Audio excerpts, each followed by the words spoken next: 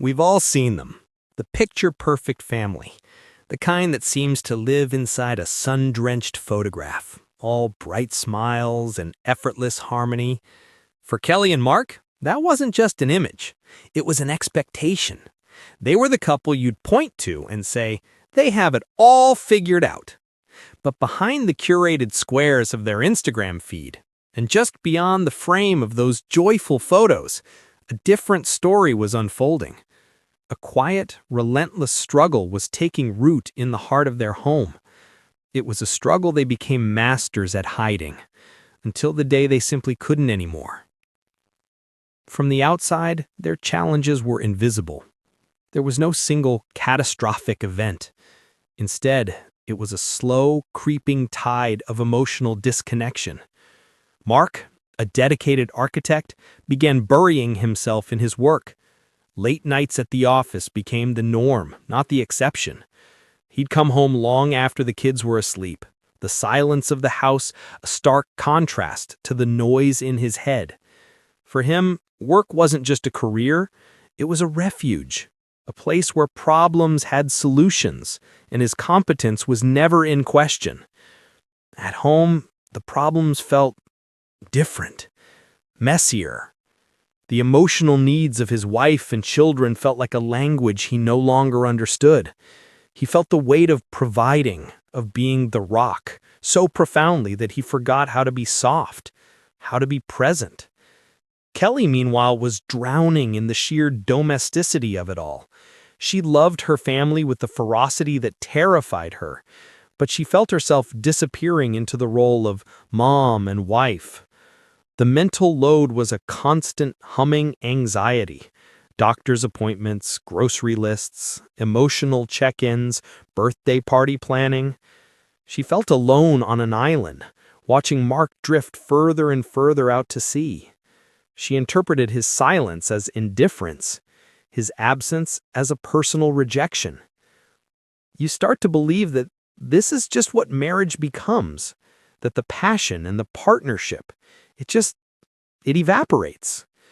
We became expert roommates, co-parenting a life we'd built together, but we're no longer living in together. The hardest part was the loneliness I felt when he was sitting right next to me on the couch. They became trapped in a cycle of silent resentment.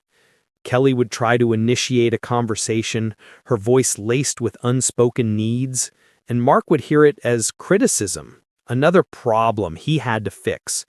He'd retreat further, offering practical solutions when what she desperately needed was emotional connection. They were speaking two different languages, each from a place of profound hurt, each feeling profoundly misunderstood. The strain began to create hairline fractures in their family life, a snapped response to a child's innocent question, a family dinner eaten in near silence. The tension was a ghost in their home, unseen, but felt by everyone, especially their children. The facade was cracking. The perfect family image was becoming harder and harder to maintain. Friends would comment, "You two seem so busy," and they'd just nod and smile, the truth lodged in their throats. The turning point came on an utterly ordinary Tuesday. It wasn't a dramatic fight. It was a quiet breaking. Mark had forgotten their daughter's school play. It wasn't the first time, but it was the time that broke the camel's back. Kelly, sitting alone in the auditorium, watching other families cheer together, felt a shattering sense of isolation. She came home, not with anger, but with a devastating calm. She found Mark in the living room, already apologizing, listing off his excuses about a missed email and a last-minute deadline. "It's not about the play, Mark. It's never been about the play." And in that moment, something shifted. Perhaps it was the raw, unvarnished pain in her voice. Perhaps it was the exhaustion of carrying the weight for so long. But Mark didn't get defensive. For the first time in years, he truly listened. He saw not a nagging wife, but a heartbroken partner. He saw the woman he loved disappearing before his eyes. And he broke. I saw her standing there, and it was like a veil lifted. I saw all the years of disappointment I'd caused. I saw my own failure as a husband and a father. And I realized I wasn't hiding from her. I was hiding from myself, from the fear that I wasn't enough. In trying to be the perfect provider, I had failed at the one thing that actually mattered, being there. That night, they didn't fight. They unraveled. They sat on that same couch where they had spent so many silent evenings, and they let the walls crumble.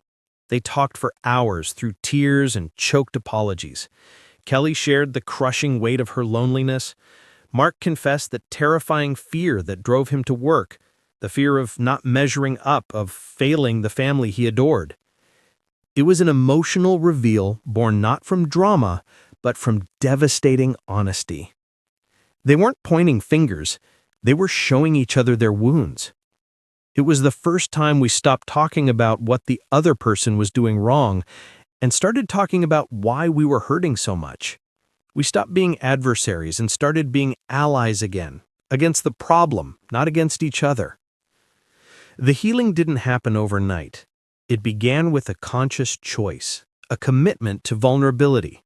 They instituted small but profound changes. Phone-free dinners where they would actually look at each other. A weekly check-in that wasn't about scheduling, but about feeling. Mark started leaving work at 6 p.m., no exceptions.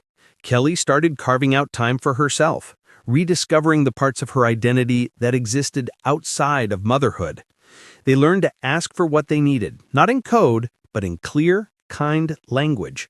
And most importantly, they gave each other and themselves grace.